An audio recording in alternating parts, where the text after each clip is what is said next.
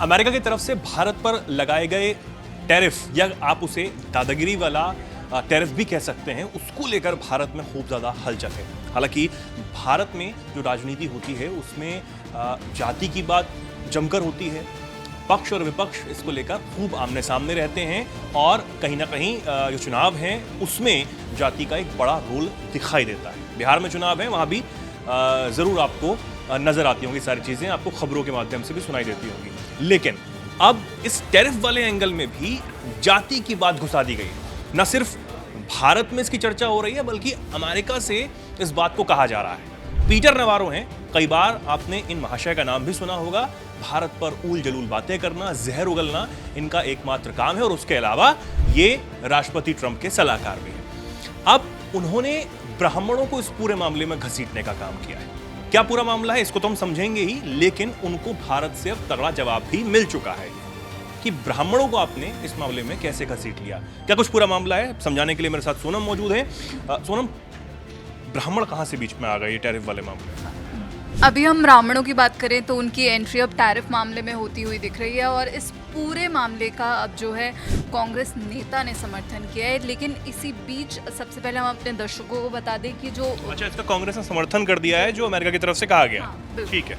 White house के सलाहकार हैं पीटर नवारो, उन्होंने बयान दिया और उन्होंने कहा कि नई दिल्ली जो है वो क्रेमलिन के लिए एक लॉन्ड्रोमैट यानी कि मनी लॉन्ड्रिंग करने वाला देश बन गया है। उन्होंने ये करार दिया और कहा कि भारतीय लोगों की कीमत पर मुनाफाखोरी के लिए देश के जो ब्राह्मण हैं उनकी आलोचना की और उन्होंने दावा किया जो भारत ने जो यूक्रेन पर जो है पूर्ण पैमाने पर हमले से पहले रूस से बहुत अधिक तेल नहीं खरीदा था। यानी कि जब रशिया ने यूक्रेन पर हमला किया तो उससे पहले भारत ज़्यादा तेल नहीं खरीद रहा था, उसके बाद ही जो है रूसी युद्ध मशीन को फ्यूल देने का काम कर रहा है भारत। यानी कि एक बार फिर से यही बात कि युद्ध में बढ़ावा देने का काम जो है वो भारत की तरफ से किया गया। उनका कहने का मतलब ये है कि युद्ध शुरू होने से पहले रूस से इतना तेल नहीं खरीदता था भारत, लेकिन युद्ध के दौरान भारत ने ज़्यादा व्यापार किया रूस से तेल का। ठीक है, आगे क्या करें? और ये सब ऐसे दौर में हो रहा है जब एससीओ समिट में पीएम मोदी गए और वहाँ पर जो है पुतिन, जिनपिंग और मोदी की जो तस्वीरें सामने आई उससे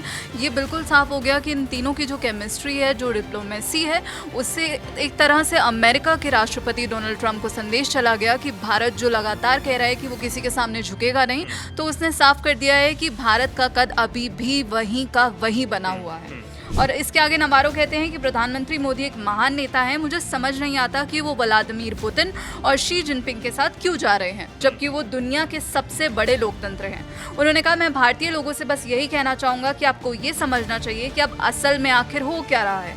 भारतीय जनता की कीमत पर ब्राह्मण लाभ उठा रहे हैं, हम चाहते हैं कि ये सब बंद होना चाहिए।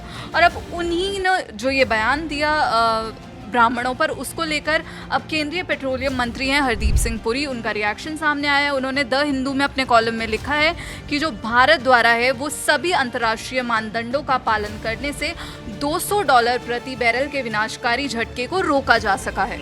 उन्होंने आगे कहा कि कुछ आलोचकों का, कुछ क्रिटिक्स हम पर आरोप लगा रहे हैं कि भारत रूसी तेल के लिए मनी लॉन्ड्रिंग करने वाला देश बन गया है, लेकिन उन्होंने इन दावों को खारिज किया और कहा कि भारत के ऊर्जा व्यापार ने वैश्विक अनिश्चितता के समय तेल की कीमतों को नियंत्रण में रखा है। उन्होंने कहा कि रूसी तेल पर ईरानी या वेनेजुएला के कच्चे तेल की तरह कभी प्रतिबंध नहीं लगाया गया।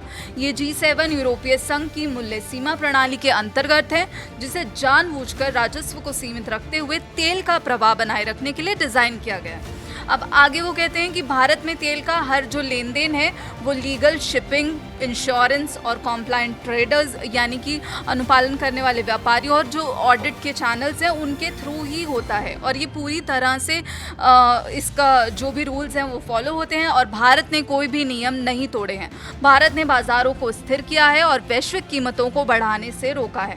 उन्होंने कहा कि वैश्विक बाजार में रूसी आपूर्ति का कोई भी आसान विकल्प है ही नहीं। बड़ी सच्चाई ये है कि दुनिया के दूसरे सबसे बड़े उत्पादक जो वैश्विक तेल का लगभग 10% आपूर्ति करता है, उसका कोई विकल्प ही नहीं है। तो पीटर नवारो ने जो भी भारत के खिलाफ जहर उगला उसका हरदीप सिंह पुरी ने मुंह तोड़ जवाब दिया। लेकिन वहीं दूसरी तरफ कांग्रेस के नेता हैं जो उदित राज, उन्होंने ब्राह्मणों वाले बयान पर पीटर नवारो का समर्थन किया। बिल्कुल। तो जिस तरीके से अब हरदीप सिंह पुरी हैं और क्योंकि वो अपने अंदाज में जवाब देते रहते हैं और इस बार भी, इससे पहले भी उन्होंने अमेरिका को ये जो रूस और भारत के व्यापार पर जो बातें की गई थी अमेरिका की तरफ से, जो लगातार की जा रही हैं, उसको लेकर भी उन्होंने कड़ा जवाब दिया था। एक बार फिर उन्होंने अपने अंदाज में इस बात को कहा है कि जो चीज़ें चल रही हैं वो ठीक नहीं है, भारत अपने तरीके से जो कर रहा है वो बिल्कुल ठीक कर रहा है। लेकिन इन सब चीज़ों के बावजूद भी, चाहे वो पीटर नवारो हो या फिर अमेरिका की तरफ से ट्रंप हो या फिर कोई और भी जो भारत पर और रूस की दोस्ती पर बोल रहा है, वो इसका जवाब नहीं दे रहा है। जो जयशंकर ने कहा कि भैया आप भी तो व्यापार करते हैं, इसका जवाब अब तक अमेरिका की तरफ से सामने नहीं आया। तो ये भी जानना बेहद ज़्यादा ज़रूरी हो जाता है कि चाहे वो नाटो हो या फिर अमेरिका हो, वो भारत से जो सवाल पूछ रहे हैं, भारत पर दबाव बना रहे हैं और भारत पर आगे भी कोई एक्शन लेने की बात भी कह रहे हैं, लेकिन वो ये नहीं कह रहे, वो ये नहीं सामने लाना चाहते कि वो क्यों रूस से व्यापार करते हैं या फिर जो रिफाइनरी प्रोडक्ट्स होते हैं वो भारत से क्यों लेते हैं। इस पर कोई अमेरिका की तरफ से जवाब देने को तैयार नहीं है। फिलहाल अमेरिका की तरफ से जो कहा गया उस पर कड़ा जवाब तुरंत मिल गया है। आप इस पर क्या कुछ सोचते हैं, क्या कुछ कहना चाहते हैं, कमेंट सेक्शन में ज़रूर अपनी बात को रखें, अपनी राय रखें और ऐसे ही जुड़े रहें, देखते रहें दैनिक जागरण। नमस्कार।